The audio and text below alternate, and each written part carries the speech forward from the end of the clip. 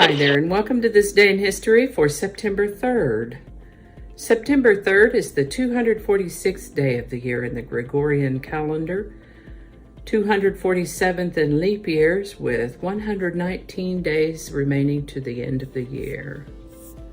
Today's word is dividend. Dividend is a noun with a couple of meanings, 2 or 3 meanings, maybe 3 or 4. I think they're mostly related though.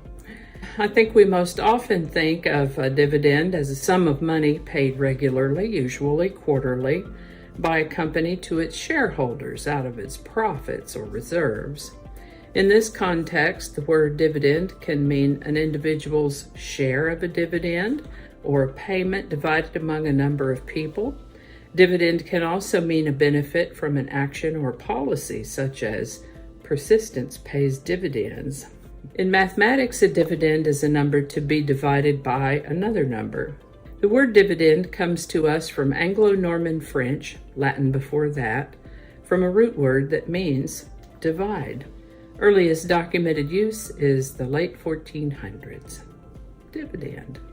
And with that, we will start with September of 1666, when there was a big fire in London, England.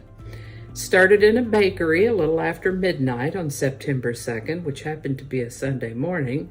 Got out of hand pretty quickly, and on September 3rd, 1666, a business center known as the Royal Exchange burned down. That fire, by the way, is known as the Great Fire of London.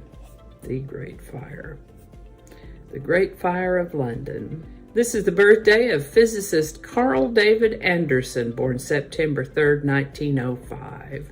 He studied cosmic rays and discovered the positron and the muon. From what I've read, I can kind of grasp an oversimplified example of a positron. It's an elementary particle, like an electron, except that when they collide, they're not electron and positron anymore, but are transformed into photons. Photons are created. Positron and electron are eliminated, eradicated. The positron and electron are no more, but instead there are 2 photons. Way oversimplified description. If I have any physicists or science people who know a lot more about it in my viewing audience, I would appreciate some commentary about it. Let me know in the comment section a little bit more about it. As to muons, I didn't understand that enough even to give you an oversimplified description, but I know they're important. Positrons and muons were discovered by Carl David Anderson, winning him a Nobel Prize in physics, and he lived to the age of 85. Now, during World War II, along with all the gunfighting, a plan was implemented in order to restrict supplies to Nazi Germany and later on fascist Italy. This was known as the Economic War. On September 3rd, 1939, the United Kingdom and France began a naval blockade of Germany to keep the Germans from being able to get raw materials such as minerals, metals, textiles, and food, anything really that might help them in their war efforts. It was a remarkable effort, and they were able to keep that up until the end of the war in 1945. So they started in 1939, 40, 41, 42, 43, 44, 45. 6 years. 6 years they did that. This is the birthday of Don Brewer, born September 3rd, 1948. He's a drummer and co-lead vocalist and only continuous member of the band Grand Funk Railroad. I think I saw them in concert back in the 70s. He wrote a song called We're an American Band, if you've heard that one. He has played for several other bands and musical artists and has been honored as one of the most influential drummers in the history of rock. Edward Estlin Cummings was a prolific American poet, painter, essayist, author, and playwright. When I say prolific, I mean it, because he wrote somewhere around 2,900 poems, along with the novels, plays, and essays that he wrote. Now, By poems, I don't mean the rhythmic rhyming kind. He was more of a free-form verse guy. But he has the kind of creative ethic that I admire. He wrote poetry daily, every day.